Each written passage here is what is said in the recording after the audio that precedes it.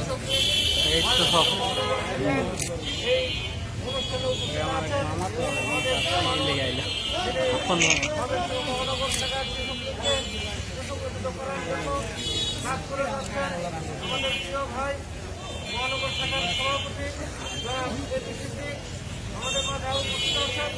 আপনাদের অত্যন্ত আপনজন যিনি কৃষকদেরকে সুসংগঠিত করার জন্য ঐক্যবদ্ধভাবে কাজ করছেন মহানগর কৃষকদের সাধারণ সম্পাদক জনাব আবুল রায়হান সহ উপস্থিত অন্যান্য ব্যক্তিবৃন্দ এবং উপস্থিত ভাই বোনেরা, আসসালামু আলাইকুম। আমরা লক্ষ্য করেছি যে এক সময় যখন এই দেশের খাদ্য সংকট ছিল, এই সংকটকালীন সময়ে এটিকে পুঁজি করে অনেকে নিজেরা লাভবান হওয়ার জন্য বিভিন্ন কর্মকাণ্ডের মাধ্যমে তারা এই দেশের মানুষকে বঞ্চিত করেছে এবং আমাদের বিশেষ করে প্রান্তিক পর্যায়ের মানুষ যারা কৃষক শ্রমিক খেটে খাওয়া মেহনতি মানুষ তাদেরকে পদে পদে বিভিন্নভাবে নিষ্পেষিত করেছে। আপনাদের নিশ্চয়ই মনে আছে যে জামাত বিএনপি জোট সরকার আমলে আমাদের কৃষক ভাইরা ঘাট চাইতে রাস্তায় নেমেছিল বলে তাদের মুখে গুলি চালিয়ে তাদেরকে হত্যা করা হয়েছিল। আমাদের শ্রমিক ভাইরা তাদের রাজ্য পাওনার জন্য রাস্তায় তাদেরকে নামতে বাধ্য হয়েছে এবং সেই ব্যক্তিতে তাদেরকে গুলি করে তাদেরকে হত্যা করা হয়েছে। এমনি ভাবে প্রত্যেকটি জায়গায় আমাদের খেতে খাওয়া নিয়মিত মানুষকে বিভিন্নভাবে অত্যাচারী সরকার বিভিন্নভাবে তাদেরকে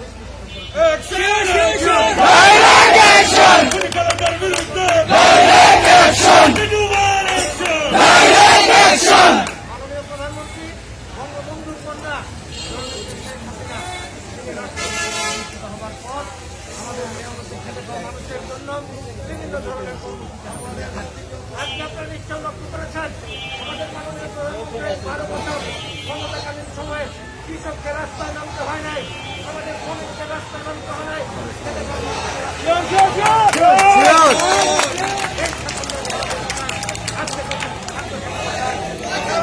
আমাদের কৃষকরা আজকে মাঠে ঘাটে খেতে খামারে কাজ করতে পারছে বলে আজকে আমাদের আপনি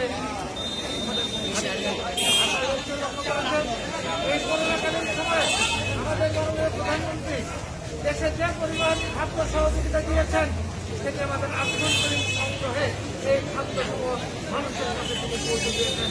এই খাদ্য আমদানি করতে হয় নাই, এটি আজকে কৃষকের সাফল্য, কৃষকের সাফল্য। কৃষক মাঠে ঘাটে কাজ করেছে বলেই আজকে আমাদের দেশ খাদ্য মাননীয় প্রধানমন্ত্রী তিনি দুহাত উজাড় করে এই করোনাকালীন সময় গরিব দুঃখী মানুষকে তিনি দিয়েছেন।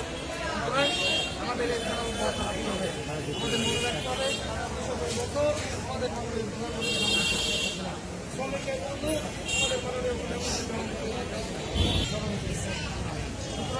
আজকে আমরা তাকে ধন্যবাদ জানাই, অভিনন্দন জানাই, কৃতজ্ঞতা জানাই। আজকে ভাবটা আমাদের কৃষকদেরকে সম্পৃক্ত করার মাধ্যমে কৃষকদের উৎসাহিত করা হয়েছে, কৃষকরা যেন রাষ্ট্রমূল্য পান সেই ব্যাপারে তিনি জন্য আজকে তিনি তাকে আবার ধন্যবাদ জানাই এবং আশা করি ভারতের প্রধানমন্ত্রী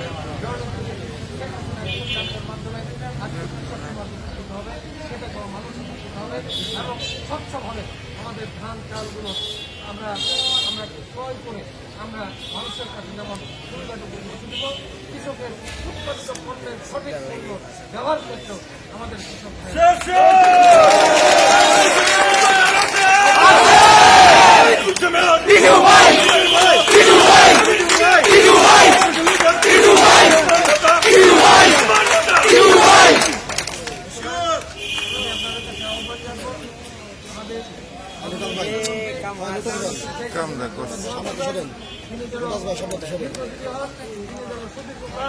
এই দেশের মানুষের সেবা করার সুযোগ পান।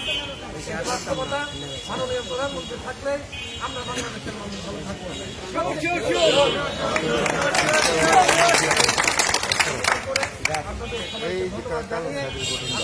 শেষ করছি।